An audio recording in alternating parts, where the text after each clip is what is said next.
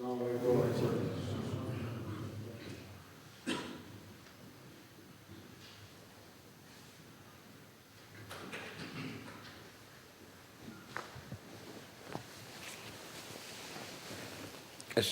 ورحمۃ اللہ۔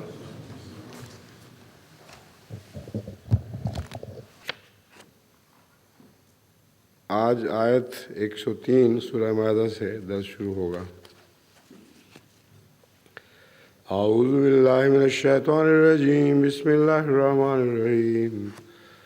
قد سألها قوم من قبلكم ثم أصبحوا بها کافرین۔ تم میں سے پہلے بھی ایک قوم نے یہ باتیں پوچھی تھیں، پھر ان کا انکار کرنے والے ہو گئے۔ علامہ محمد جمال الدین قاسمی لکھتے ہیں، حضرت انس بن مالک رضی اللہ تعالیٰ عنہ سے روایت ہے، وہ کہتے ہیں کہ ہمیں حضرت صلی اللہ علیہ وسلم سے سوالات کرنے سے روک دیا گیا تھا۔ اس کی بجائے ہم یہ پسند کرتے تھے کہ اہل بادیہ میں سے کوئی آئے اور آپ سے سوالات دریافت کرے اور ہم سنیں۔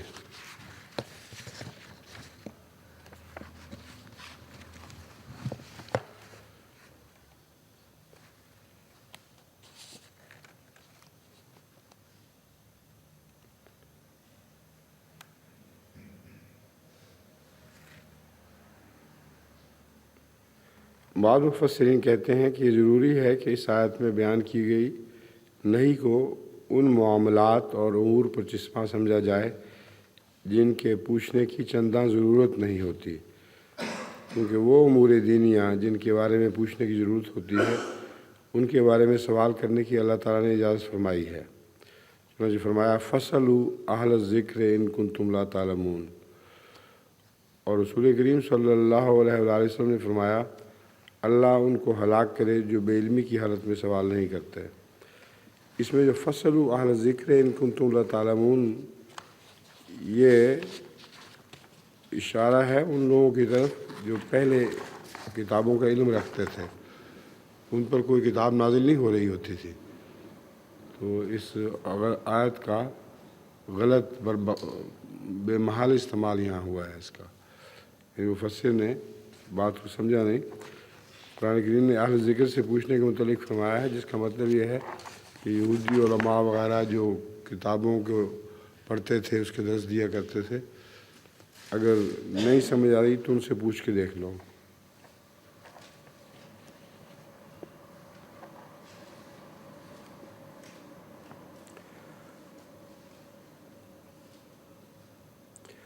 مرتبہ بورڈ جو نوٹس ہیں ان میں ہے حضرت صلی اللہ علیہ وسلم نے فرمایا انما ہلک الذین من قبلکم لکثرت سوالہم و اختلافہم فی انبیائہم۔ ان امور کے متعلق پہلی قوموں نے سوال کیے اور پھر ان پر عمل درآمد نہ کر سکے۔ کثرت سوالہم، اس میں لفظ کثرت کا یہاں ترجمہ رہ گیا ہے، کثرت سے سوال کیا کرتے تھے اور اپنے نبیوں کے بارے میں اختلاف کیا کرتے تھے۔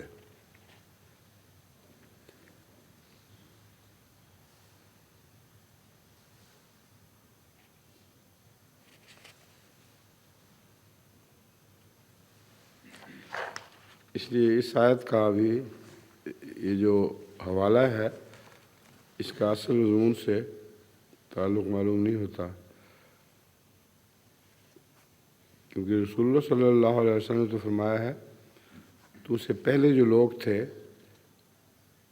وہ نبیوں سے اپنے اختلاف کرتے تھے اور بہت کثرت سے سوال کیا کرتے تھے باہمی۔ اس وقت کوئی شریعت تو ان پر نازل نہیں ہو رہی تھی جس کے جواب میں ان کو اس قسم کی احتیاط کی ضرورت پڑتی، مگر بذات خود یہ بات بڑی تباہ کن ہے کہ لوگ آپس میں بے انتہا سوال کرتے پھریں اور اپنے انبیاء کے بارے میں اختلاف کریں۔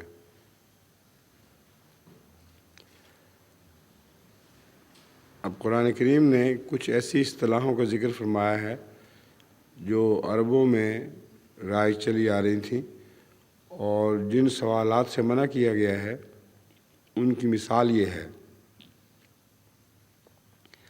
بحیرہ، صائبہ، وسیلہ، حام، یہ ساری باتیں انہوں نے فرضی طور پر بنائی ہوئی تھیں اور اس کی بہت سی علامتیں رکھی ہوئی تھیں۔ اب چونکہ قرآن کریم کے نزول کے وقت ان باتوں میں سوال کیا جاتا تھا، اس لیے حضرت صلی اللہ علیہ وآلہ وسلم پر یہ وحی نازل ہوئی کہ ان کو جواب دے دو۔ جواب سے ہی پتہ چلتا ہے کہ یہ فرضی قصے تھے ان کے۔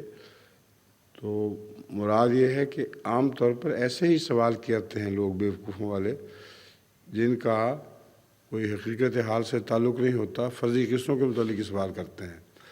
تو اگر ان کے کہے میں وہی اسی پر شروع ہو جائے تو پھر سارا قرآن ہی قصوں سے بھر جائے۔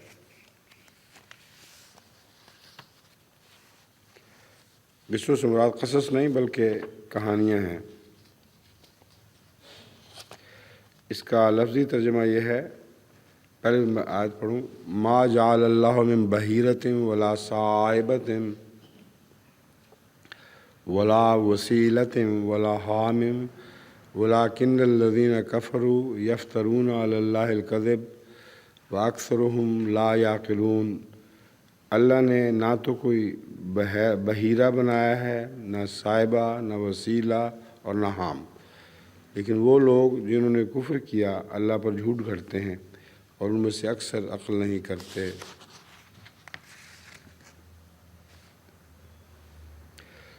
بحیرہ کی بحث میں مفردات میں لکھا ہے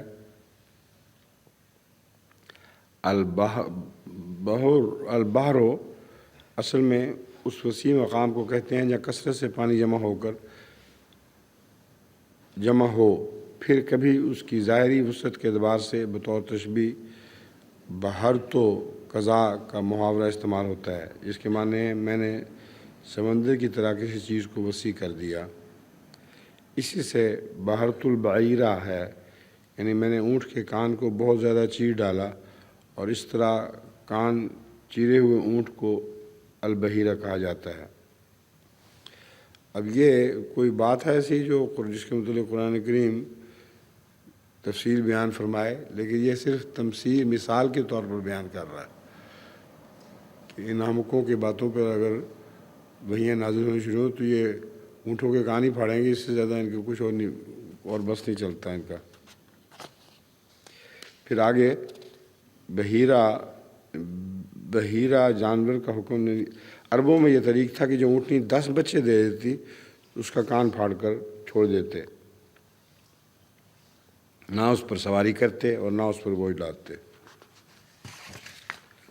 اب آئندہ زمانوں سے اس کا کیا تعلق ہو سکتا ہے ایسی وحی کا؟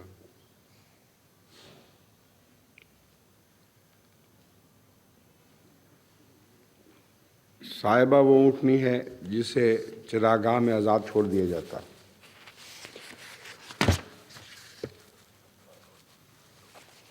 وسیلہ الاتصال کے معنی اشیاء کے باہم اس طرح متحد ہو جانے کے ہیں جس طرح کے دائرے کی دونوں طرفین ملی ہوئی ہوتی ہیں۔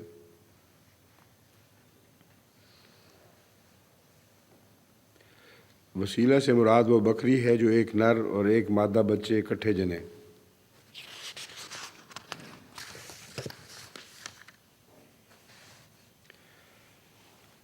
حامن کے متعلق مفردات میں لکھا ہے الحمیو وہ حرارت ہے جو گرم اجسام جیسے آگ، سورج وغیرہ سے حاصل ہوتی ہے، اور وہ بھی جو بدن میں قوت حرارہ سے پیدا ہو جاتی ہے۔ پھر استعارے کے طور پر حمیت المکانہ حمن کا محاورہ استعمال ہوا ہے، یعنی کسی جگہ کی حفاظت کرنا۔ حام سے مراد وہ نر اونٹ ہے جس کی پشت سے 10 بچے پیدا ہو چکے ہوں۔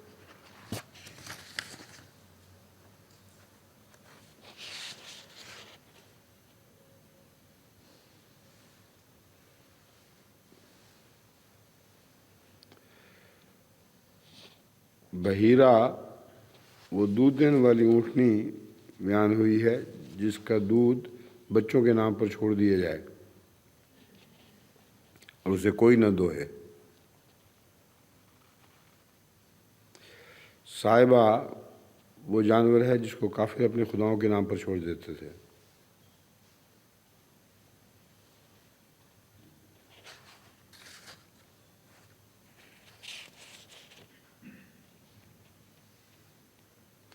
اب یہ ساری مختلف توجیہات جو عربوں میں ان اصطلاحوں کی رائج تھیں وہ بیان ہوئی ہیں، اور میرے خیال میں تو اس سے زیادہ اس کے بیان کی کوئی ضرورت نہیں ہے، کہ جیسا کہ آپ نے سن لیا ہے کہ محض ان کے لو قصے تھے، ان کے بنائے ہوئے نام تھے، ان کی کوئی بھی حقیقت نہیں تھی۔ تو قرآن یہ بتانا چاہتا ہے کہ جن سوالوں کی کثرت سے روکا جا رہا ہے وہ اس قسم کے سوال ہیں۔ اس قسم کی سوالات تو جہالت کے آئینہ دار ہیں، اور خدا تعالیٰ کی وحی اگر اسی قسم کے سوالات کے جواب میں آنے شروع ہو جائے تو ساری کتاب بے معنی اور بے حقیقت ہو جائے۔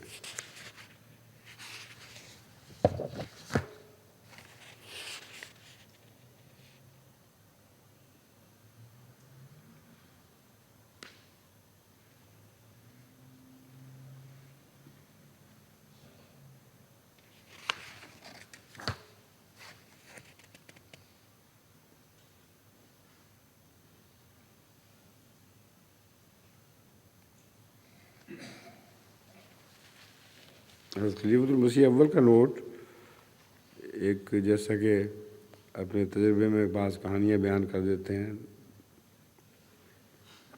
اس کی وجہ سے درس دلچسپ ہو جاتا ہے۔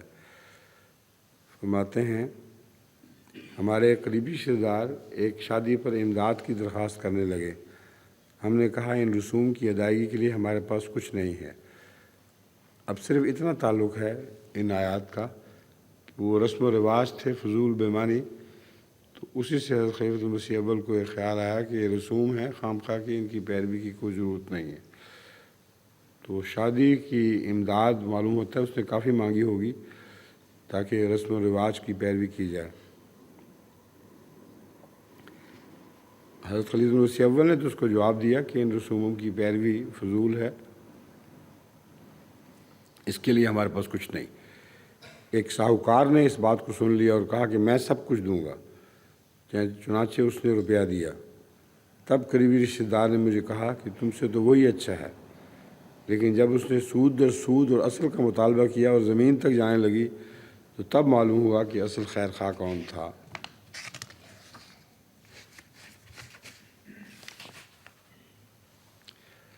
سورہ مائدہ آیت 105۔ وَإِذَا قِيلَ لَهُمْ تَعَالَوْا إِلَىٰ مَا أَنزَلَ اللَّهُ وَإِلَى الرَّسُولِ قَالُوا حَسْبُنَا مَا وَجَدْنَا عَلَيْهِ آبَاءَنَا أَوَلَوْ كَانَ آبَاؤُهُمْ لَا يَعْلَمُونَ شَيْئًا وَلَا يَهْتَدُونَ۔ اور جب انہیں کہا جاتا ہے کہ اللہ نے جو اتارا ہے اس کی طرف آؤ اور رسول کی طرف آؤ، تو وہ کہتے ہیں ہمارے لیے وہی بہت کافی ہے جس پر ہم نے اپنے آباء و اجداد کو پایا۔ کیا اس صورت میں بھی کافی ہے کہ ان کے آباء و اجداد کچھ بھی نہیں جانتے تھے اور نہ ہدایت حاصل کرتے تھے؟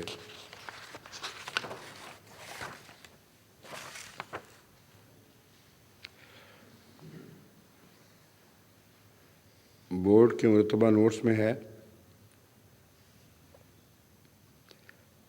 جب ان کو کہا جاتا ہے کہ اپنی عقل سے یہ قوانین نہ بناؤ بلکہ خدا تعالیٰ فرماتا ہے اس پر عمل کرو، تو کہہ دیتے ہیں کہ ہم تو اپنے آباء و اجداد کی باتیں مانیں گے اور انہی پر عمل کریں گے۔ فرماتا ہے کہ دنیاوی معاملات میں تو یہ کہہ دیتے ہیں کہ نئے نئے علوم نکل رہے ہیں، ہم ان کی کیسے مانیں، لیکن دینی معاملات میں ان کی پیروی کرنے پر زور دیتے ہیں۔ اصل میں انہوں نے نہ ماننے کے لیے یہ ڈھکوسلے بنائے ہوئے ہیں۔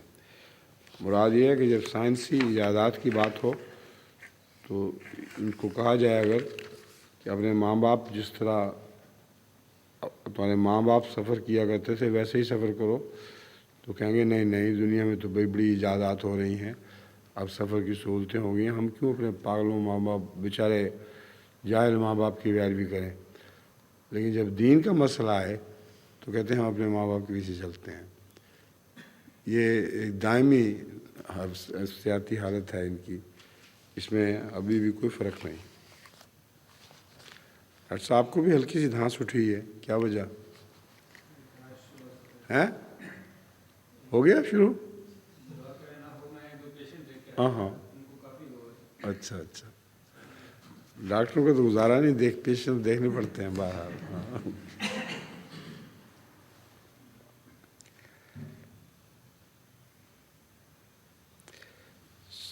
سورہ المائدہ آیت 106، یا ایھا الذین آمنوا علیکم انفسکم لا یضرکم من ضل اذا اہتدیتم الی اللہ مرجعکم جمیعا فینبئکم بما کنتم تعملون۔ اے لوگو جو ایمان لائے ہو، تم اپنے ہی نفوس کے ذمہ دار ہو، جو گمراہ ہو گیا تمہیں کوئی نقصان نہیں پہنچا سکے گا اگر تم ہدایت پر رہو۔ اللہ کی طرف تم سب کو لوٹ کر جانا ہے، بس وہ تمہیں اس سے آگاہ کرے گا جو تم کیا کرتے تھے۔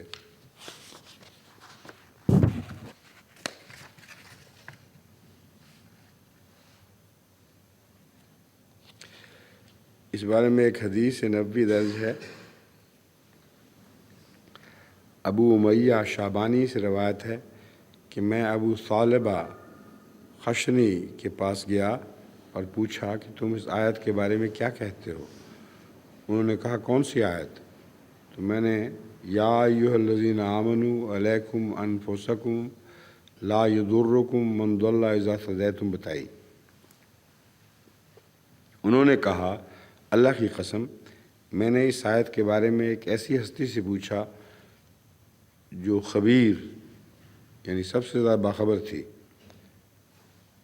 کس سے؟ میں نے اس بارے میں رسول اللہ صلی اللہ علیہ وسلم سے پوچھا۔ آپ نے فرمایا کہ تم نیکی کا حکم دیتے ہو اور بری باتوں سے منع کرتے ہو، یہاں تک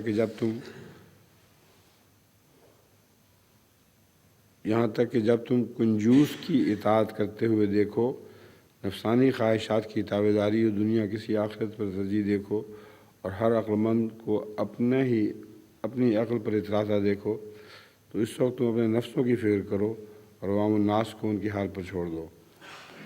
اس کا مرکزی نقطہ یہی ہے کہ تجھ کو پرائی کیا پڑی، اپنی نبیڑ تو۔ جب کوئی دوسرے گمراہ ہو رہے ہیں تو اپنے نفس کی فکر کی بجائے ان کے پیچھے پڑے رہو، اپنے دل میں ڈوب کے دیکھو کہ ان برائیوں میں تم تو مبتلا نہیں، اور اس کی فکر کافی ہے تمہارے لیے۔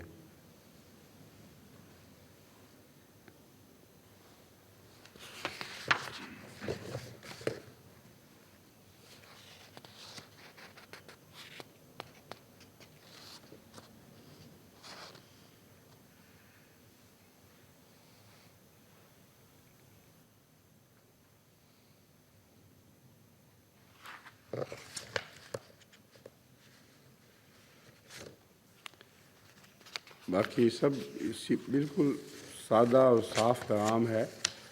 مفسرین نے اس پر بھی تفسیر کے بہانے سے ایسی باتیں کی ہوئی ہیں جو دراصل سیدھے سادے کلام کو لفظ مروڑ کر بات کرنے والی بات بن جاتی ہے، ورنہ اس آیت میں کچھ بھی ایسی بات نہیں جو مخفی ہو۔ وہ جو حدیث ضروری تھی وہ میں نے آپ کے سامنے پڑھ کے سنا دی، یا ایھا الذین آمنوا علیکم انفسکم، یہ بنیادی بات ہے۔ اے لوگو جو ایمان لائے ہو، اپنے نفسوں کے تم ذمہ دار ہو۔ لا یضرکم من ضل اذا اہتدیتم، جب تم ہدایت پا جاؤ تو جو دوسرے نقصان اٹھا رہے ہیں، گمراہ ہو جاتے ہیں، وہ تمہارا کچھ بھی بگاڑ نہیں سکیں گے۔ بس اللہ کی طرف ہی واپس لوٹ کے جاؤ گے اور وہی بتائے گا کہ کون بہتر عمل کیا کرتا تھا۔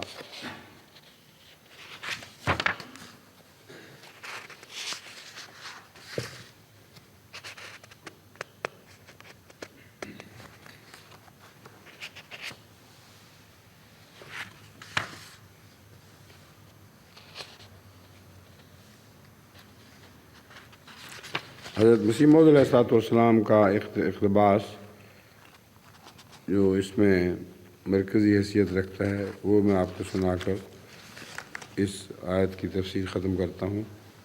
حضرت اقدس مسیح موعود علیہ السلام فرماتے ہیں، اے وہ لوگو جو ایمان لائے ہو، پہلے اپنے نفسوں کی اصلاح کرو، پھر تم دوسروں کی اصلاح کے قابل بنو گے۔ اس سے معلوم ہوتا ہے کہ ضروری ہے کہ پہلے اپنے آپ کو درست کیا جائے۔ جب تک ہم خود اپنے اعمال سے خدا کو راضی نہیں کرتے، دوسروں کو خدا کی رضا کی طرف بلانا عبث ہے۔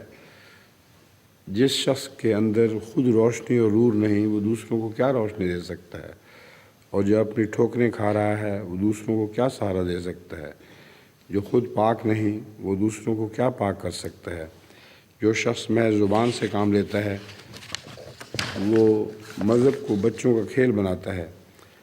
ایسے مسلموں سے بجائے اس کے کہ کوئی فائدہ پہنچے، ملک کو سخت نقصان پہنچ رہا ہے۔ میں کہوں گا کہ جو شخص مسلم بننا چاہتا ہے، اسے چاہیے کہ پہلے خود اپنی اصلاح کرے، پہلے اپنے اندر روشنی پیدا کرے، تو پھر دوسروں کو بھی اس سے روشنی پہنچ سکتی ہے۔ آیت 107، یا ایھا الذین آمنوا شہادۃ بینکم اذا حضر احدکم الموت حین الوصیۃ اثنان ذوی عدل منکم وآخران من غیرکم ان انتم ضربتم فی الارض فاصابتکم مصیبۃ الموت تحبسونہما من بعد الصلاۃ فیقسمان باللہ ان ارتبتم لا نشتری بہ ثمنا ولو کان ذا قربی ولا نکتم شہادۃ اللہ انا اذا لمن الآثمین۔ اس کا سادہ ترجمہ یہ ہے، اے وہ لوگوں جو ایمان لائے ہو، جب تم میں سے کسی تک موت آ پہنچے تو تمہارے درمیان شہادت کے طور پر وصیت کے وقت اپنے میں سے 2 صاحب عدل گواہوں کا تقرر ضروری ہے۔ البتہ اگر تم زمین میں سفر کر رہے ہو اور تمہیں موت کی مصیبت آ لے تو اپنوں کی بجائے غیروں میں سے 2 گواہ بنا سکتے ہو۔ تم ان دونوں کو کسی نماز کے بعد روک لو، اور اگر تمہیں شک ہو تو وہ دونوں اللہ کی قسم کھا کر یہ اقرار کریں کہ ہم اس گواہی کے بدلے ہرگز کوئی قیمت وصول نہیں کریں گے، خواہ کوئی ہمارا قریبی ہی ہو۔ ہم اللہ کی مقرر کردہ گواہی نہیں چھپائیں گے، تب تو یقیناً ہم گناہ گاروں میں سے ہو جائیں گے۔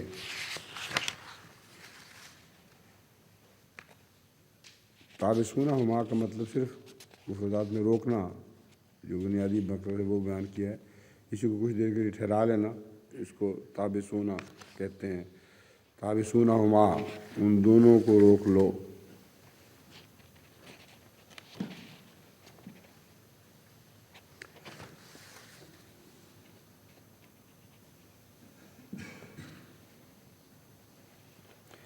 اس میں علامہ محمود بن عمر الدمشقی لکھتے ہیں، یعنی سفر کی دوران موت کا وقت آ جائے اور تمہارے خاندان میں سے کوئی تمہارے ساتھ نہ ہو تو وصیت لکھتے وقت اجنبیوں میں سے گواہ بنا لو۔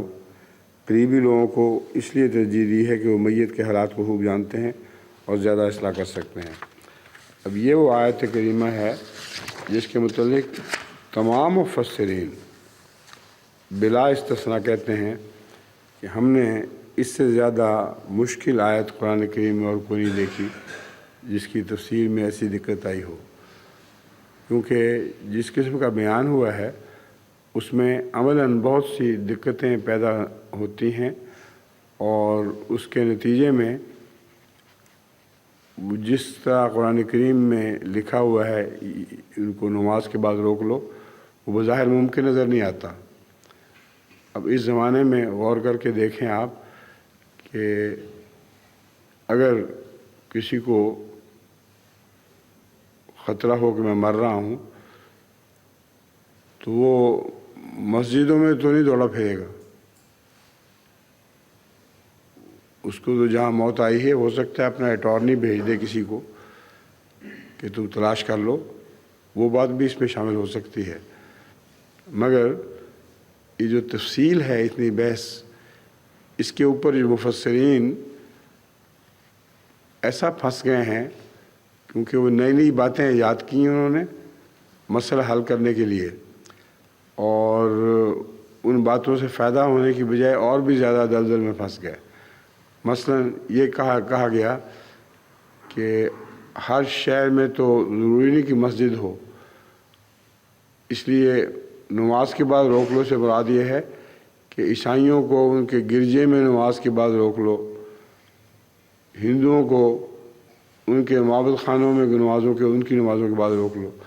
اب یہ کیسی عجیب بات ہے کہ ان کی نمازوں پہ روکنے کی خاطر گرجاؤں اور مندروں کی تلاشیاں شروع کرو، اور عین اس دن عبادت کا دن ہو بھی کہ نہ ہو جب موت آ رہی ہے۔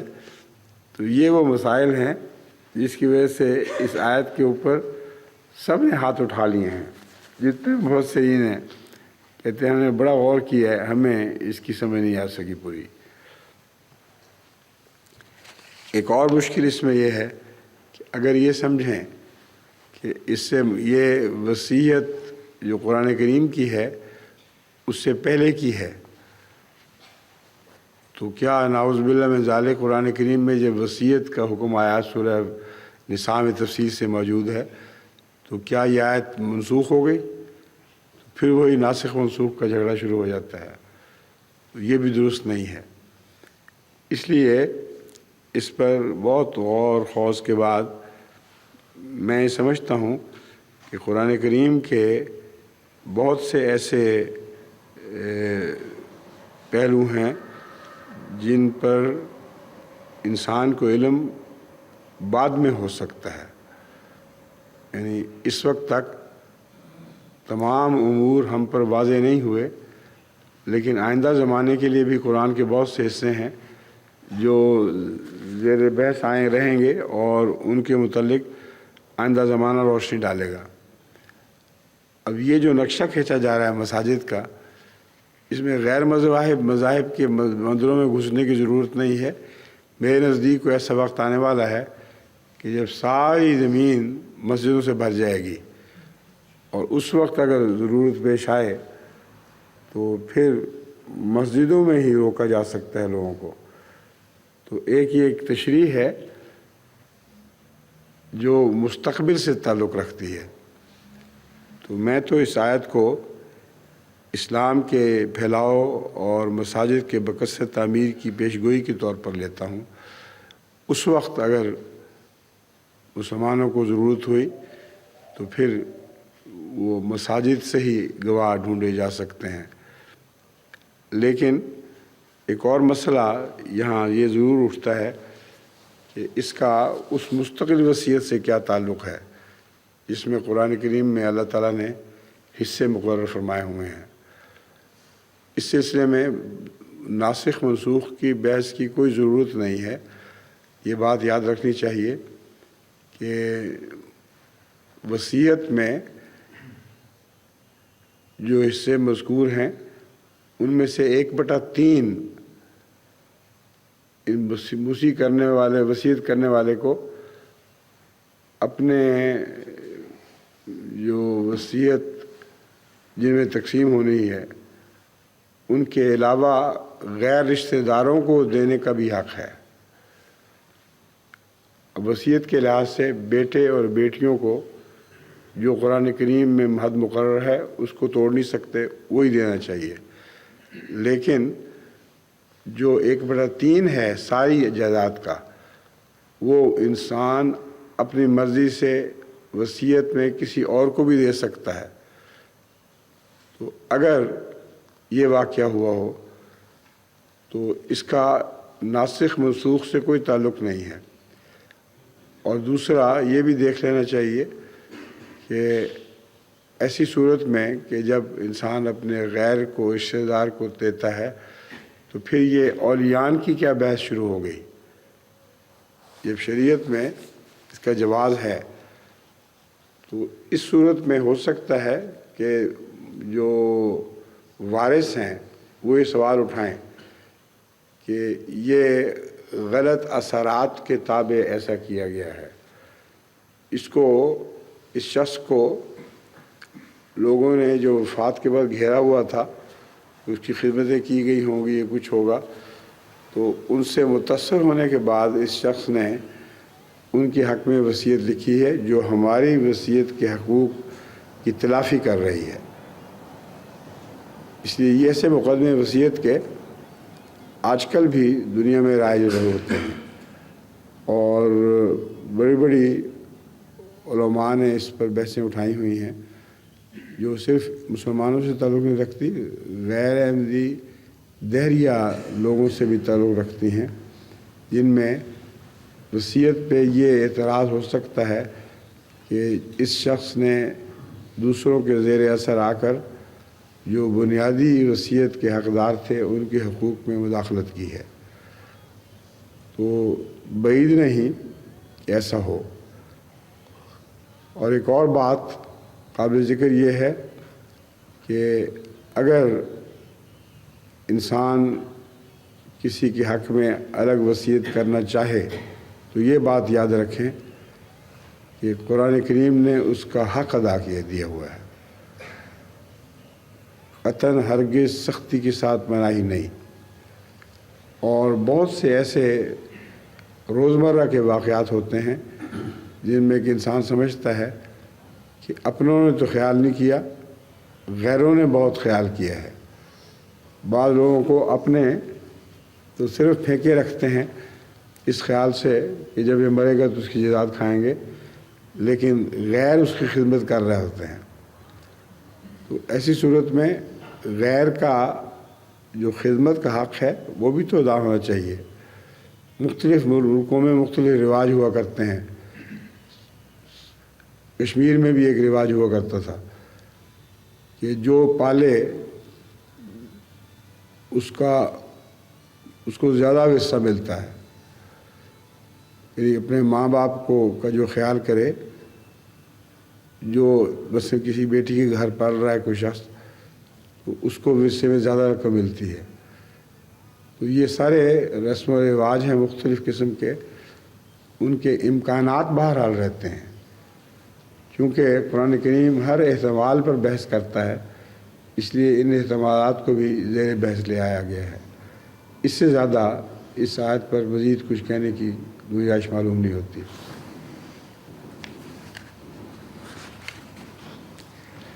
اگلی آیت اسی مضمون کی آیت ہے، اور ان بحثوں میں اس کو شامل سمجھنا چاہیے کیونکہ ان دونوں کو اکٹھا زیر بحث لایا جاتا ہے۔ وہ ہے فَإِنْ أُثِرَ عَلَىٰ أَنَّهُمَا اسْتَحَقَّا إِثْمًا فَآخَرَانِ يَقُومَانِ مَقَامَهُمَا مِنَ الَّذِينَ اسْتَحَقَّ عَلَيْهِمُ الْأَوْلِيَانِ فَيُقْسِمَانِ بِاللَّهِ لَشَهَادَتُنَا أَحَقُّ مِنْ شَهَادَتِهِمَا وَمَا اعْتَدَيْنَا إِنَّا إِذًا لَمِنَ الظَّالِمِينَ۔ پھر اگر یہ معلوم ہو جائے کہ دونوں گناہ کے سزاوار ہوئے ہیں تو ان کی جگہ دو دوسرے لوگ ان میں سے کھڑے ہو جائیں۔ اب دونوں سے مراد کیا ہے؟ دو گواہیاں، یعنی ایک کی بجائے کسی ایک پہ انحصار نہ کیا جائے، کوشش کی جائے کہ دو گواہیاں ہوں، اور اگر یہ پتہ لگ جائے یا شبہ پڑے کہ وہ دو بھی ناجائز فائدہ اٹھا رہے ہیں اصل ورثاء کی دوری کا، اور غلط فیصلہ کرنے کے لیے انہوں نے کوئی بددیانتی کر لی ہے، ایسی صورت میں جو ورثاء گھر میں بیٹھے ہوئے ہیں جن کو خطرہ ہے کہ ان کا حق مارا گیا ہے، وہ پھر مقابلتاً کھڑے ہو جائیں، اور جو پہلے ہیں ان کی گواہی کے خلاف وہ گواہی دیں۔ یہ زیادہ اس بات کے قریب ہے کہ ان کو خوف ہو کہ ہمارے خلاف بھی گواہی دی جا سکتی ہے، اس لیے وہ پہلے ہی احتیاط سے کام لیں۔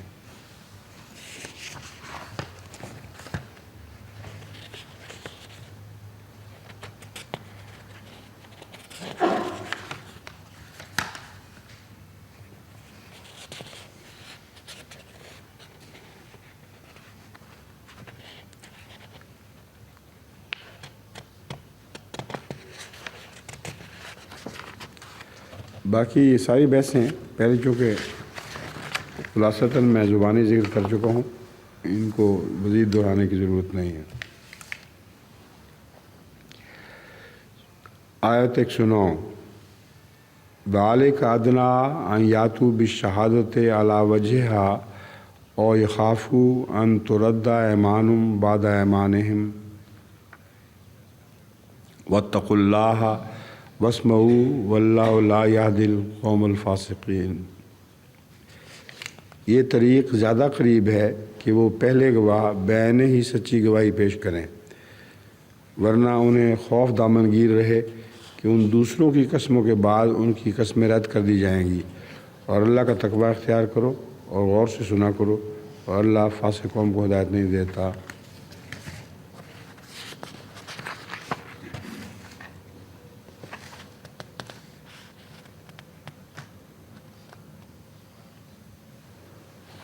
یہ بات پہلے بھی میں کر ہی چکا ہوں کہ اس احتمال کی وجہ سے کہ وصیت کا معاملہ ہے، اس کی پوری چھان بین ہوگی۔ اگر غلط گواہی دی گئی ہوگی تو مقابل پر دوسرے اٹھ کر قسم کھا سکتے ہیں کہ یہ جھوٹ بول رہا ہے، اور پھر جج کا کام ہے قرائن دیکھ کر یہ فیصلہ کرے کہ کون اپنی قسم میں سچا ہے اور کون جھوٹا ہے۔ تو یہ جو خوف دامنگیر رہتا ہے، اس سے ہی جو وصیت کا مضمون ہے وہ محفوظ ہو جاتا ہے، اور وارثوں کو اس بات کا خطرہ نہیں رہے گا کہ ان کے خلاف کوئی سازش ہو جائے۔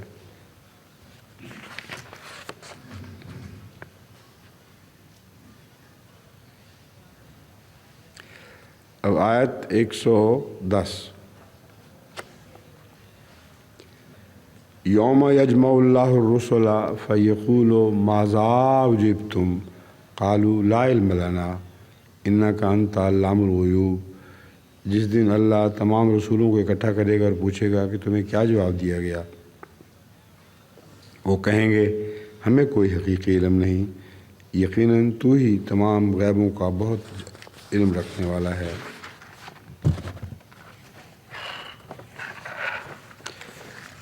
اس ضمن میں صرف حضرت مسیح موعود علیہ الصلوۃ والسلام کا ایک اقتباس ہے، وہی کافی ہے۔ یہ بات بالکل کھلی اور واضح ہے کہ انبیاء سے جب پوچھا جائے گا تمہاری قوم نے کیا جواب دیا ہے، تو چونکہ وہ ہمیشہ ان کے ساتھ نہیں رہے، اس لیے وہ نہیں کہہ سکتے کہ ہمارے بعد انہوں نے کیا کیا۔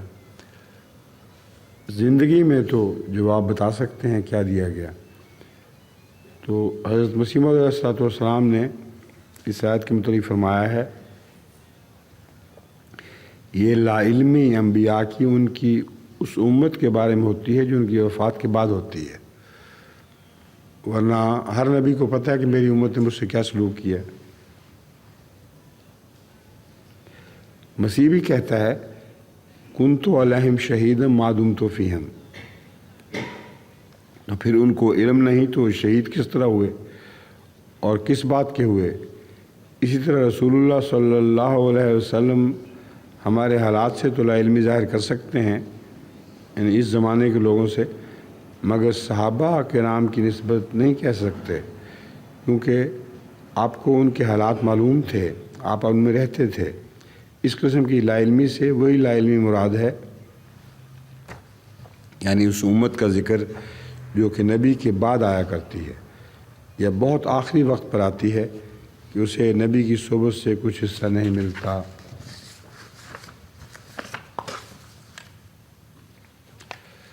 سورہ المائدہ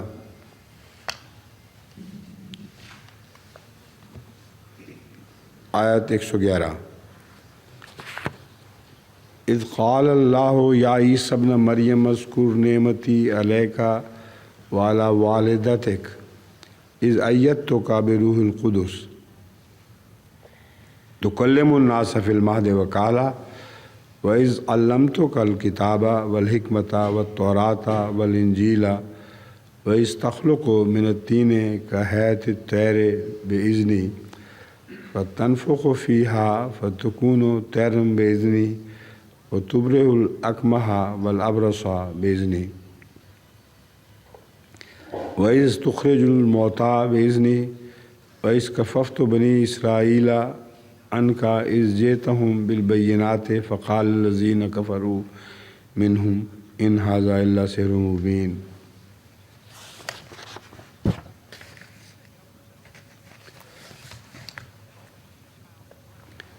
جب اللہ نے کہا اے عیسیٰ ابن مریم اپنے اوپر میری نعمت کو یاد کر، یہ جو فکر اس طرح شروع ہوتے ہیں جب اللہ نے کہا،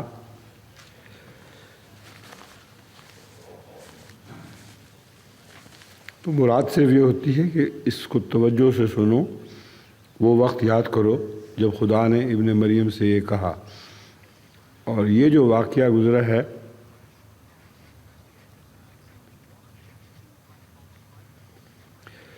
یہ دو حصوں میں منقسم ہے، جس کی طرف اس آیت میں اشارہ ہونے والا ہے۔ ایک وہ جو حضرت مریم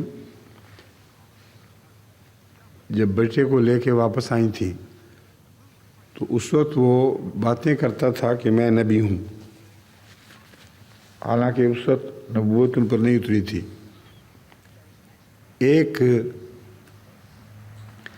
ادھیڑ عمر میں آ کر جب نبوت نازل ہوئی ہے اس کی طرف اشارہ ہے۔ تو اس میں مفسرین کئی پہلو سے الجھے ہوئے ہیں کہ یہ کیا مطلب ہے۔ جب اللہ نے کہا اے عیسیٰ ابن مریم اپنے اوپر میری نعمت کو یاد کر اور اپنی والدہ پر جب میں نے روح القدس سے تیری تائید کی، تو لوگوں سے پنگھوڑے میں اور ادھیڑ عمر میں باتیں کرتا تھا۔ پنگھوڑے میں بچے باتیں کرتے ہیں، کہ بعض دفعہ 3 4 سال کی عمر تک پنگھوڑوں میں بٹھا دیے جاتے ہیں تاکہ وہ ادھر ادھر نہ پھریں۔ یہ خیال کہ وہ 2-3 مہینے کے اندر ہی باتیں کرتا تھا، یہ سب علماء کے قصے ہیں، ورنہ پنگھوڑے میں بچے باتیں کر سکتے ہیں اور کرتے ہیں۔ اور پھر بعض بچوں کو تو جلدی بولنے کا سلیقہ آ جاتا ہے، خاص طور پر اگر ان کو خوابیں کچھ ایسی آ رہی ہوں جن کی بنا پر وہ باتیں آگے ان خوابوں کا تذکرے شروع کر دیں، تو ایسی صورت حضرت مسیح کی ابتدا کی زندگی میں ملتی ہے۔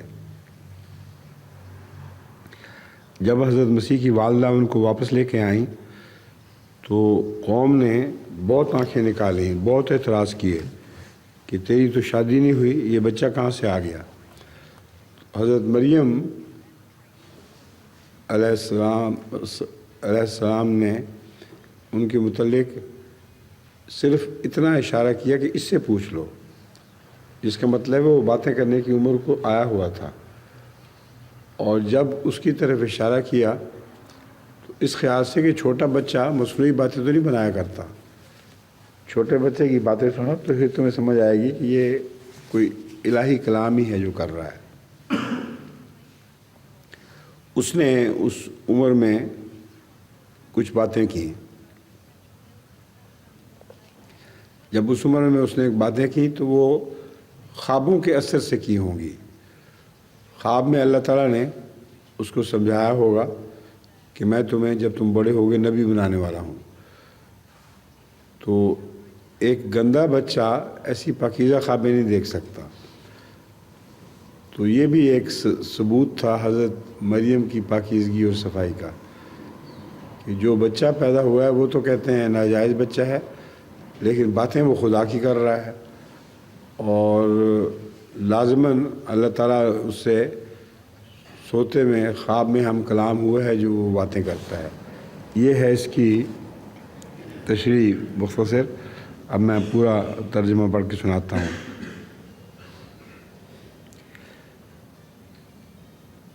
تو لوگوں سے پنگھوڑے میں اور ادھیڑ عمر میں باتیں کرتا تھا، او آخری یاد کر جب میں نے تجھے کتاب سکھائی اور حکمت بھی اور تورات بھی اور انجیل بھی، اور جب تو میرے اذن سے مٹی سے پرندوں کی صورت کی طرح پیدا کرتا تھا۔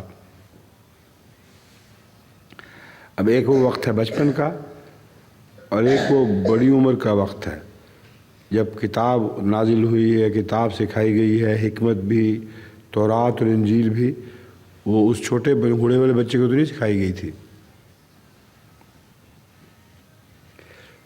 جب تو میرے اذن سے مٹی سے پرندوں کی صورت کی طرح پر پیدا کرتا تھا اور پھر تو ان میں پھونکتا تھا تو میرے حکم سے پرندے ہو جاتے تھے، اور تو پیدائشی اندھوں اور برس والوں کو میرے حکم سے اچھا کرتا تھا، اور جب تو میرے اذن سے مردوں کو نکالتا تھا، اور جب میں نے بنی اسرائیل کو تجھ سے روکے رکھا، جب تو ان کے پاس روشن نشانات لے کر آیا، تو ان میں سے جنہوں نے کفر کیا انہوں نے کہا یہ یقیناً ایک کھلے کھلے جادو کی سوا کچھ نہیں ہے۔ اب یہ ساری وہ باتیں ہیں جن کے متعلق علماء نے بہت سی فرضی کہانیاں بنا رکھی ہیں، جن کا آیت کے اصل مصداق سے کوئی بھی تعلق نہیں۔ مثلاً یہ کہتے ہیں کہ حضرت عیسیٰ علیہ السلام مٹی کو مٹھی میں لے کے تو اس کے اوپر پھونک مارا کرتے تھے تو پرندوں کی طرح اڑنے لگ جاتا تھا۔ مٹھی میں آیا ہوا جو بھی حصہ تھا مٹی کا، اس کے اندر اچانک جان پڑتی تھی، پر نکلاتے تھے، آنکھیں، دل، سب کچھ، اور پھر پرندوں کی طرح اڑنے لگ جاتا تھا آسمان پر۔ اور پیدائشی اندھوں اور برس والوں کو میرے حکم سے اچھا کرتا تھا۔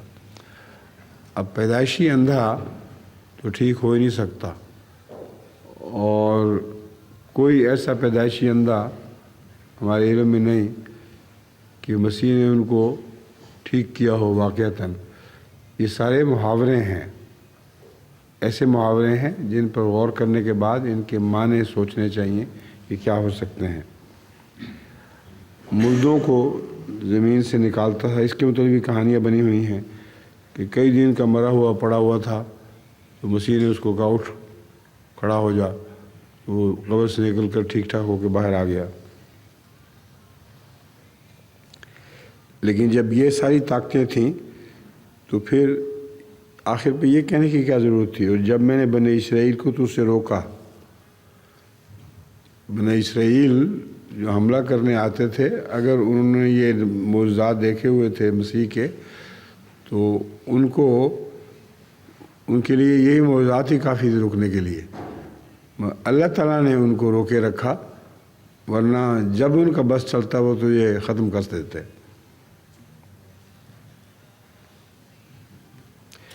لیکن جنہوں نے کفر کیا انہوں نے یہ کہا یہ تو ایک کھلا کھلا جادو ہے جو اس شخص کی باتیں باوجود کمزور ہونے کے چل رہی ہیں، اور قوم اس کو مانتی چلی جا رہی ہے، اور ہم اس کا کچھ بگاڑ نہیں سکتے۔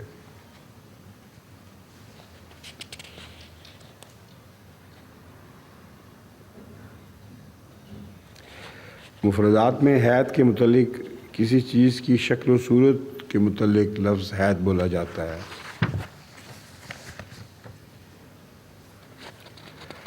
نفخ کا مطلب کسی چیز میں ہوا پھونکنے کے ہیں۔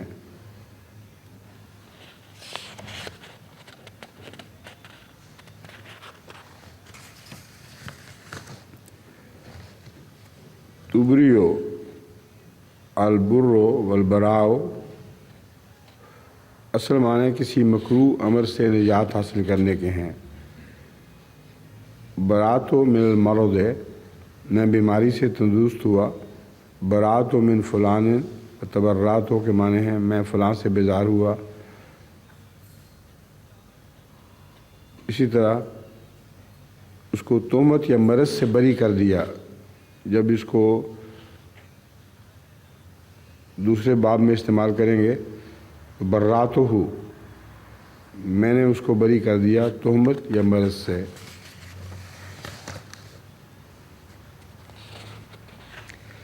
اکمہ کے متعلق مفردات میں لکھا ہے پیدائشی اندھا۔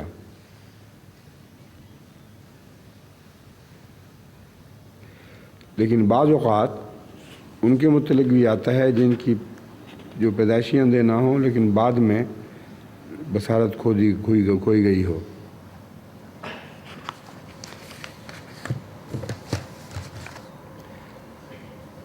برس الابرس جس سے نکلا ہے وہ مشہور مرض کا نام ہے۔ یعنی پیدائشی پھول بہری جس کو ہم اردو میں کہتے ہیں، اور کوڑ کے لیے بھی برس کا لفظ استعمال ہوتا ہے۔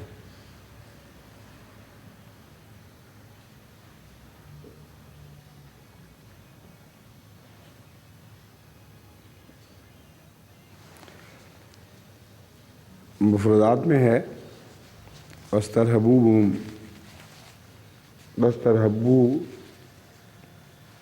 کے لفظ کے نیچے سارو آئین الناس کی تفسیر میں اس کے ایک معنی وہ ہیں جو عوام مراد لیتے ہیں، یعنی وہ علم ہے جس کی قوت سے صورتوں اور طبائع کو بدلا جا سکتا ہے۔ مثلا انسان کو گدھا بنا دیا جاتا ہے، لیکن حقیقت شناس علماء کے نزدیک ایسے علم کی کچھ حقیقت نہیں۔ الف لیلہ کی کہانیاں ہیں صرف، ان میں انسان کو بندر اور بندر کو انسان بنایا جاتا ہے۔ حقیقت یہی ہے کہ جیسا کہ حضرت امام راغب نے لکھا ہے، حقیقت شناس علماء کے نزدیک ایسے علم کی کچھ بھی حقیقت نہیں ہے۔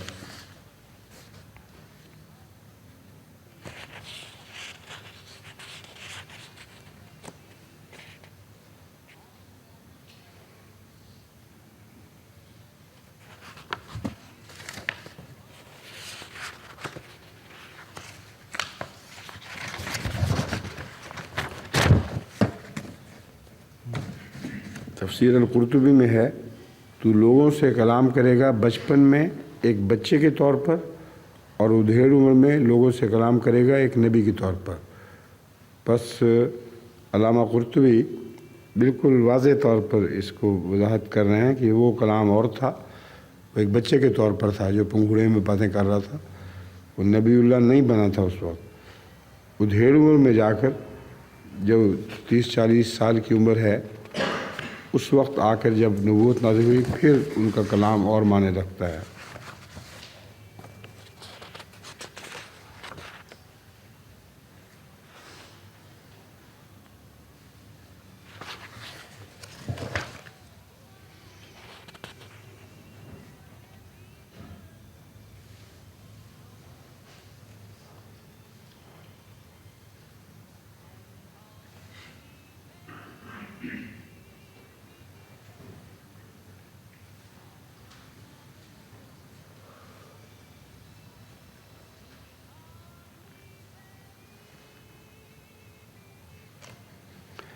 حضرت مسیح موعود علیہ السلام کففت بنی اسرائیل کے حوالے سے لکھتے ہیں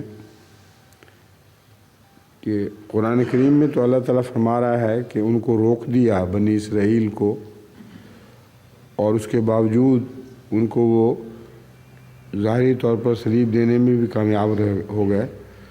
تو اس کی مثال ایسی ہے جیسے حضرت صلی اللہ علیہ وآلہ وسلم کے متعلق بھی عصمت کا وعدہ تھا، مگر حضور صلی اللہ علیہ وآلہ وسلم کو زخم تو بہرحال پہنچے ہیں، یعنی قتل کی نیت سے حملہ کرنا اور جسمانی گزند پہنچانا عصمت کے خلاف نہیں ہے۔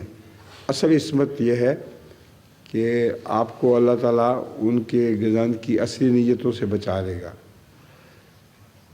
اور اگر اصل مقصد مارنا ہے تو اس سے بچانے کو ہی یہی سمجھا جائے گا کہ وہ ذریعہ قتل کامیاب نہیں ہو سکا۔ وما قتلوہ وما صلبوہ، اس کو قتل نہیں کر سکے، اس کو صلیب نہیں دے سکے۔ اس کا مطلب یہ ہے کہ صلیب جو ذریعہ قتل تھا، چڑھایا تو گیا مگر اس پہ مار نہیں سکے۔ اور میں نے ہی یہی بات حضرت مسیح کی زندگی سے ثابت ہے کہ آپ کو صلیب پر چڑھایا تو گیا مگر صلیب کو ذریعہ قتل نہیں بننے دیا خدا تعالیٰ نے۔ اس کے بہت سے ثبوت بائبل میں موجود ہیں، مگر معلوم ہوتا ہے کہ حضرت مسیح کو اپنی دعاؤں کے دوران خدا تعالیٰ نے خوشخبری دے دی تھی کہ تمہیں میں ان ظالموں کے ہاتھوں سے مرنے سے بچا لوں گا۔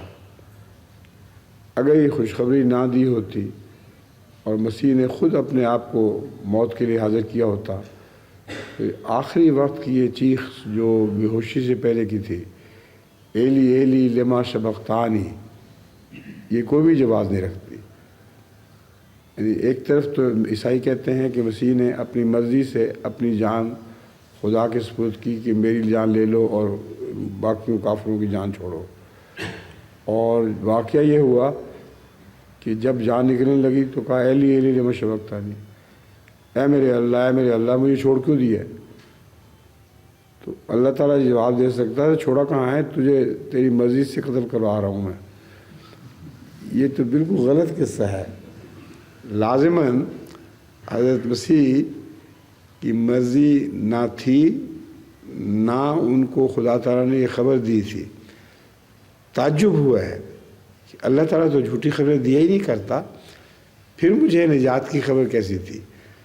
تو مراد وہی تھی جس طرح حضرت صلی اللہ علیہ وسلم زخموں سے بظاہر شہیدوں کے نیچے گر پڑے تھے، اسی طرح حضرت مسیح کے اوپر بھی یہ وقت گزرا، اور جب اتارا گیا تو زندہ حالت میں تھے، مرے ہوئے نہیں تھے۔ یہ لمبی تفصیل پہلے کئی دفعہ دوسری جگہ آ چکی ہے، اس لیے اس کی تفصیل میں جانے سے میں اعتراض کر رہا ہوں۔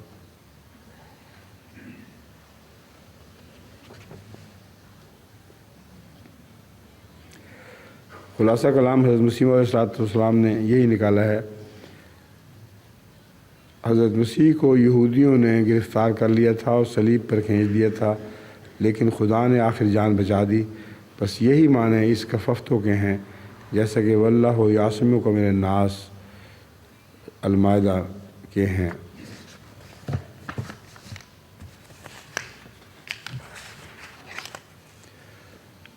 آیت 112، وَإِذْ أَوْحَيْتُ إِلَى الْحَوَارِيِّينَ أَنْ آمِنُوا بِي وَبِرَسُولِي قَالُوا آمَنَّا وَاشْهَدْ بِأَنَّنَا مُسْلِمُونَ، اور جب میں نے حواریوں کی طرف وحی کی کہ مجھ پر اور میرے رسول پر ایمان لے آؤ، تو انہوں نے کہا ہم ایمان لے آئے، بس گواہ رہ کہ ہم فرمانبردار ہو چکے ہیں۔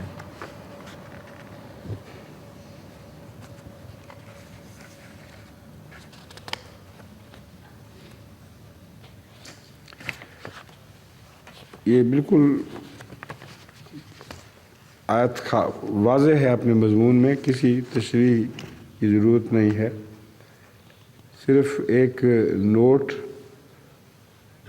بورڈ کا تیار کردہ یہ ہے،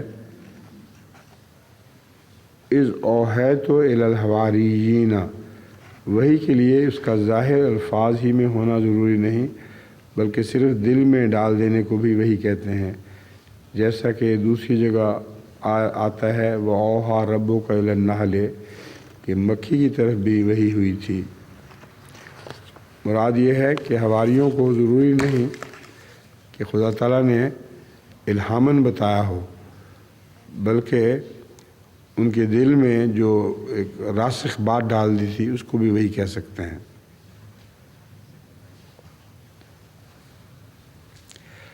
اب یہ بھی کافی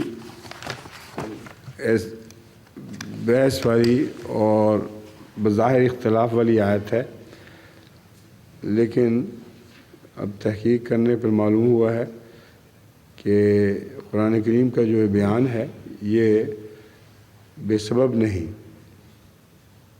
بظاہر تو یہی معلوم ہوا تھا پہلے کہ حضرت عیسیٰ علیہ السلام پر مائدہ اترنے کا جو واقعہ ہے انجیل میں کہیں نہیں ہے، قرآن کریم میں لکھا ہوا ہے کہ حضرت مسیح نے خدا سے جو دعا مانگی، مائدہ مانگا تھا آسمان سے، وہ خدا تعالیٰ نے پھر مائدہ اتارا۔ یہ جو بھی صورت ہے تو قرآن کریم میں لکھی ہوئی ہے اور انجیل میں ذکر ہی کوئی نہیں۔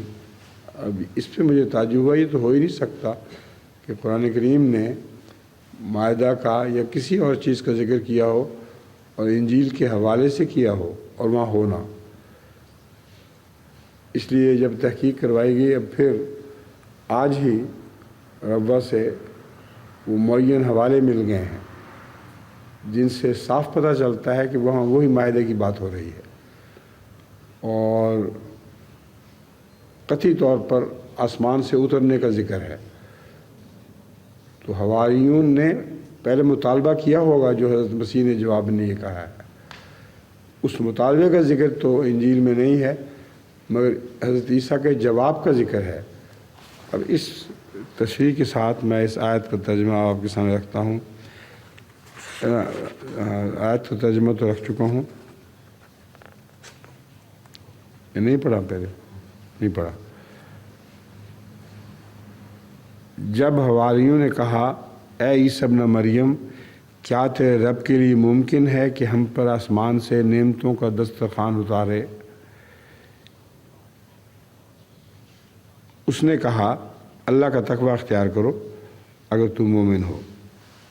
اب یہ جو مائدہ اترنے کی بات ہے، اس میں قرآن کریم واضح طور پر فرما رہا ہے کہ حواریوں نے مطالبہ کیا تھا، مگر بائبل میں اس مطالبے کی تفصیل نہیں لکھی ہوئی، جواب ہے صرف۔ اس کا مطلب ہے لازماً مطالبہ کیا ہوگا اور حضرت مسیح نے ان کے مطالبے سے تنگ آ کے ان کو ایک جواب دیا ہے۔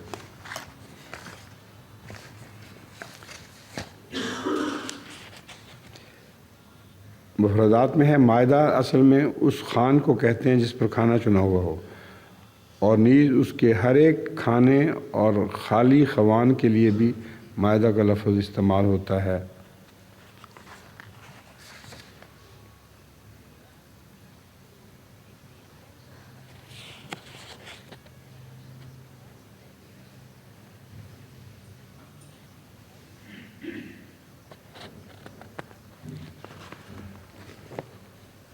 یہ جو حواریوں کے متعلق یہ ہے کہ انہوں نے سوال کیا تھا، تو اس کے متعلق یہ سوال پیدا ہو سکتا ہے کہ حواریوں کو پورا یقین نہیں تھا کہ اللہ تعالیٰ مائدہ اتار سکتا ہے۔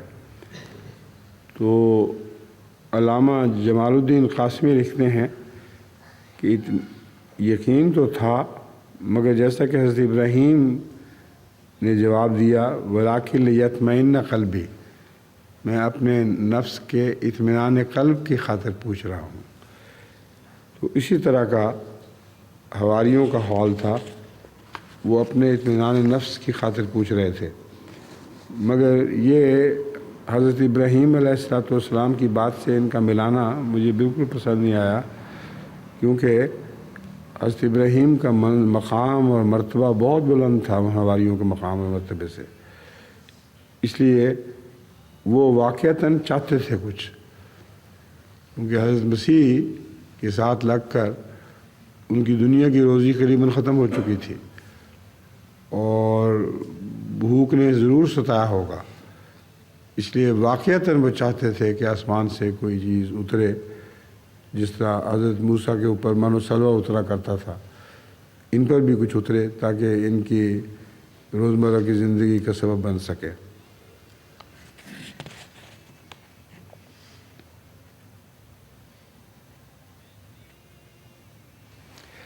مائدہ کی تفسیر میں بورڈ کے مرتبہ نوٹس میں ہے، اس سے مراد ایسی چیز ہے جو قائم رہنے والی اور نامنقطع ہونے والی ہو، اور جو چیز بلا مشقت حاصل ہو اس کی نسبت آسمان کی طرف کرتے ہیں اور یہ کہتے ہیں کہ آسمان سے اتری ہے۔ وہ جو حوالہ میں نے کہا تھا، قرآن کریم جب حوالہ دیتا ہے کوئی کسی بات کا تو لازماً وہ انجیل میں نکل آئے گی۔ تو یہ یوحنا باب 6 آیت 48 تا 51 ہے، زندگی کی روٹی میں ہوں، تمہارے باپ دادا نے بیابان میں من کھایا اور مر گئے۔ اب لازماً وہ اشارے کر رہے تھے یہودی جو غلام تھے آپ کے اس زمانے کے حواری، کہ دیکھو مسیح پر بھی تو آسمان سے من اترا تھا، تو حضرت مسیح اسی کی طرف اشارہ کر رہے ہیں لازماً، کہ جن باتوں کے متعلق تم پوچھ رہے ہو کہ حضرت موسیٰ کی قوم پر تو اترا تھا، تو ہم پر بھی اتار کے دکھاؤ۔ تو انہوں نے تو جو کھایا تھا وہ اس کے بعد ماری بھی گئے، یعنی روحانی طور پر ان کو کوئی فائدہ نہ پہنچ سکا، لیکن جو روٹی ہے تاکہ آدمی اس میں سے کھائے اور نہ مرے، میں ہوں، وہ زندگی کی روٹی جو آسمان سے اتری۔ اب یہ ایک بہت ہی اہم غور طلب مسئلہ ہے، حضرت مسیح روٹی ہیں، تو کیا جس طرح کہ عیسائی کہتے ہیں مسیح کے بدن سے کھایا، اس کے خون سے پیا، کیا یہ مطلب ہے اس کا؟ ہرگز یہ مطلب نہیں ہے۔ مسیح روٹی ہے، چونکہ آسمان سے جو روحانی رزق اترا کرتا ہے، وہی شخص جو آسمان سے لے کے آتا ہے وہی ہوتا ہے، وہ رزق لے کے آتا ہے جو۔ بس حضرت مسیح خود وہ روٹی تھے جو آسمان سے اتری۔ تو تمہیں دنیا کی روٹی، یہ کہنا چاہتے ہیں تمہیں دنیا کی روٹیوں کی کیا پرواہ پڑی ہوئی ہے؟ آسمان سے جو روٹی اتری ہے اس کو کھاؤ، یعنی جو میں تعلیم دے رہا ہوں میری تعلیم کھاؤ۔ یہ مراد نہیں ہے کہ میری بوٹیاں نوچ کے کھاؤ اور میرا خون پیو، جیسے عیسائیوں نے بنا رکھا ہے کہ مسیح کے گوشت، فرضی کہانیاں بنائی ہوئی ہیں کہ مسیح کی بوٹیاں اور مسیح کے خون میں ہماری زندگی ہے۔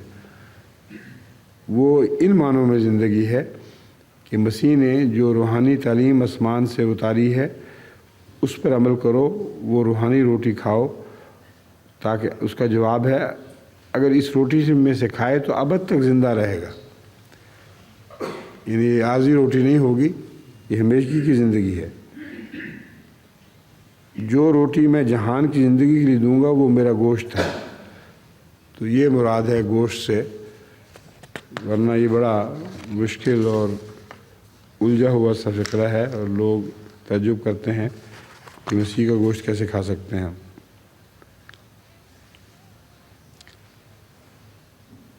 آیت 114، قالوا نريد ان ناكل منها وتطمئن قلوبنا ونعلم ان قد صدقتنا ونكون عليها من الشاہدین۔ انہوں نے کہا کہ ہم چاہتے ہیں کہ ہم اس میں سے کھائیں اور ہمارے دل اطمینان پا جائیں اور ہم جان لیں کہ تو نے ہم سے سچ کہا ہے اور ہم پر گواہ بن جائیں۔ یہ مطالبہ جیسا کہ میں نے بیان کیا ان کی طرف سے ہوا ہے، بار بار ہوا ہے، جس کی تفصیل بائبل میں ذکر نہیں مگر جواب موجود ہے۔ تو جھگڑا یہ چل رہا تھا، وہ بار بار جسمانی روٹی کا مطالبہ کرتے تھے اور حضرت مسیح ان کی بات کو پھیر کر روحانی معنوں میں اور ابدی معنوں میں لے جاتے تھے، اور وہ سمجھتے تھے کہ ہماری بات ہی سمجھا، حالانکہ حضرت مسیح سمجھ رہے تھے، وہ جانتے تھے کہ یہ روٹی کھاؤ گے تو ہلاک ہی ہوگے، جو میں روٹی بن کے آیا ہوں اس کو چکھو۔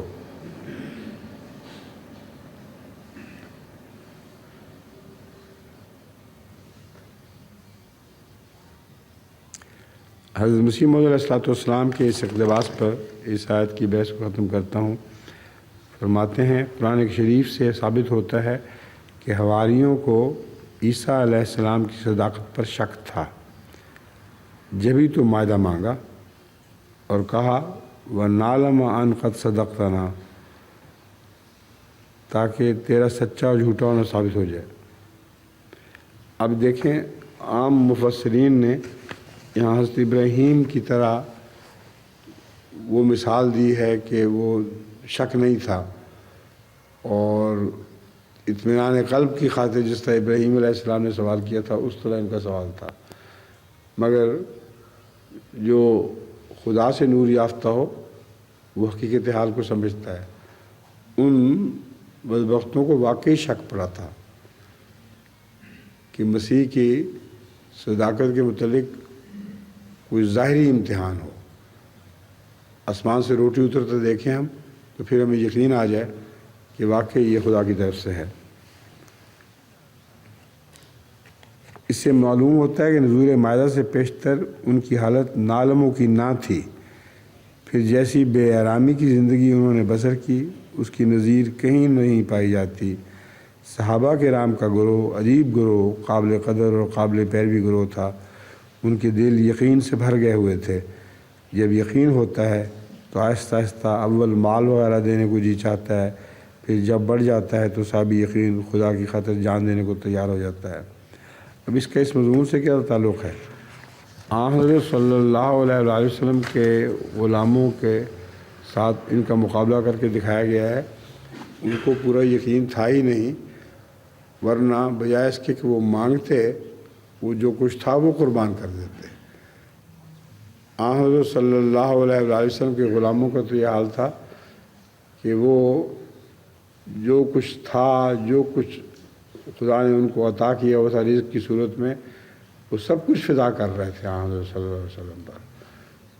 تو حضرت مسیح کی تربیت اور حضرت رسول اللہ صلی اللہ علیہ وسلم کی تربیت میں زمین آسمان کا فرق ہے. ہو گیا؟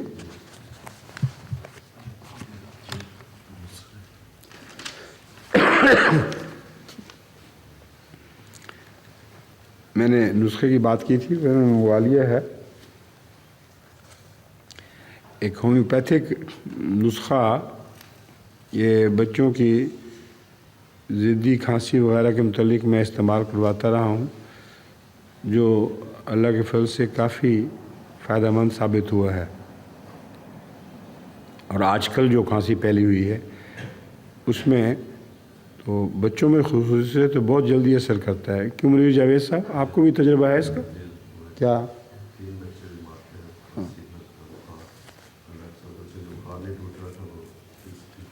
بخار نہیں ٹوٹا تھا، اسی سے ٹھیک ہو گیا.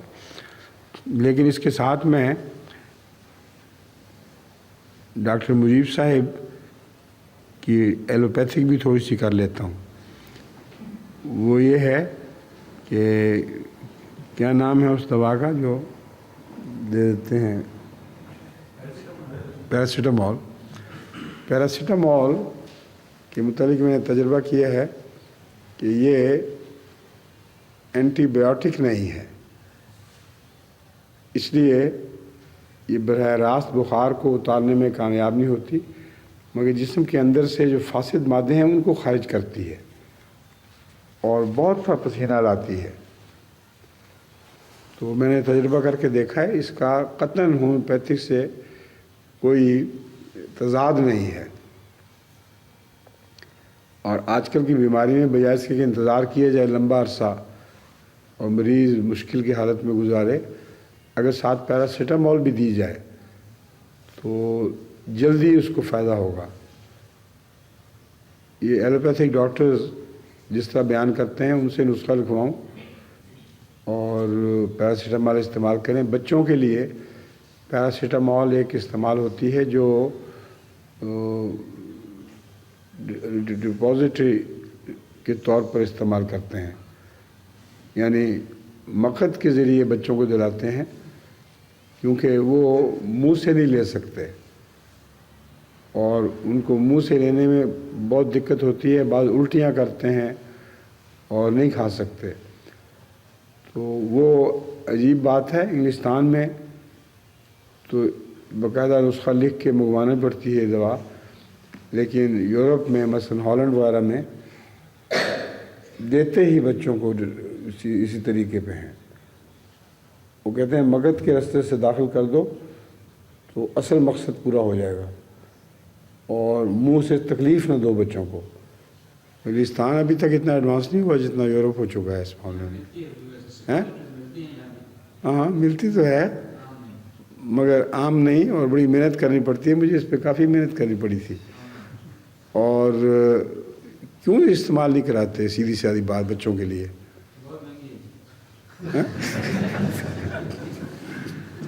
بہت اچھا. اچھا جی، اب میں ختم کرتا ہوں اس درس کو. نسخہ بتا رہا تھا. آرنیکا عام معروف دوا ہے. Arsenic album.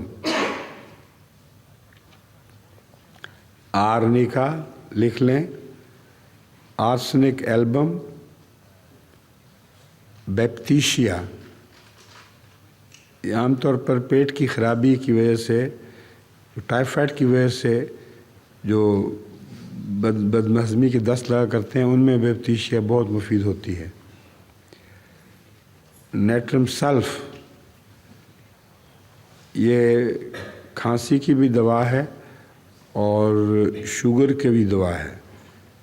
ایپیکاک متلی ہونا، بار بار طبیعت میں ابکائیاں آنا، اس کے لیے بہترین علاج ہے۔ ہیپر سلف، نرخرے کی کھانسی جیسا کہ مجھے ہوئی تھی، اس کے لیے ہیپر سلف بہت مفید بتائی گئی ہے۔ یہ پتہ نہیں کیوں میں نے ان کو اکٹھا کیا تھا ایک جگہ، مگر اب جب کہ نکالا ہے تو اس طرح کے میں نے جو نسخے لکھ کے دیے ہوئے ہیں بچوں کو، ان میں میری بیٹی مونا نے مجھے بتایا کہ یہ نسخہ سب سے زیادہ کامیاب رہا ہے، تو یہی وہ اپنے بچوں کو بھی دیتی رہی ہے، اس سے ان کو خدا کے فضل سے کافی فرق پڑا ہے۔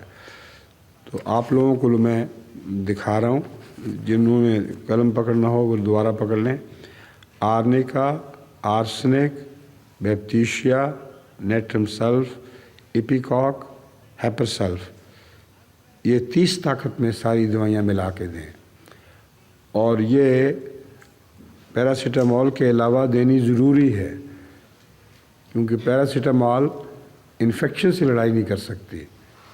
یہ دوائیاں جو ہیں یہ انفیکشن کو دور کریں گی۔ تو آج کل بے شمار لوگ پڑے ہوئے ہیں بیمار بیچارے، ہمارے عملے میں بھی کافی بیمار ہوئے ہیں، ان سب کو یہی کھلاؤ، ٹھیک ہے؟ اچھا اب یہ اٹھا لیں، باقی تیاری کریں انشاءاللہ۔